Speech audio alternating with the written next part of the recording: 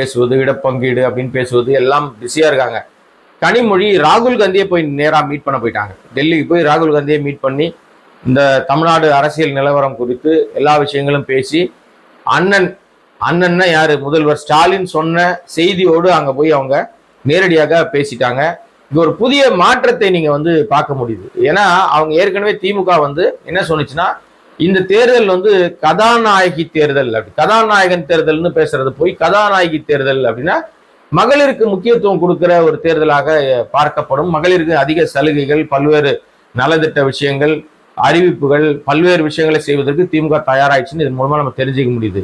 இப்போ பாருங்களா, முன்னாடி எல்லாம் பாத்தீங்கன்னா டெல்லியில் முக்கியமான தலைவர்களை, பிரபலமா இருக்கிற அந்த தேசிய கட்சிகளுடைய தலைவர்களை மீட் பண்ணணும், பிரதமரை மீட் பண்ணணும், அல்லது ஏதோ ஒரு விஷயங்களுக்கு அப்படின்னு சொன்னா பெரும்பாலும் நாடாளுமன்ற கூட்டத்தோட நாடாளுமன்றத்தினுடைய திமுகவுடைய தலைவராக இருக்கிற டிஆர் பாலுவோ அல்லது அந்த ஆர் ஆசாவோ முக்கியமான தலைவர்கள் தான் போய் மீட் பண்ணுவாங்க.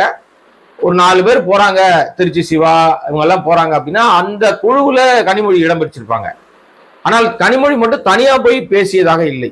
இது வரைக்கும் அந்த மாதிரி பேசுன மாதிரி தெரியல, எனக்கு தெரியல. இந்த முறை தேர்தல் நம்ம தமிழ்நாட்டில் தேர்தல் பரபரப்பான கட்டத்தை எட்டி நகர்ந்துகிட்டு இருக்கு. காங்கிரஸ் கட்சியில சில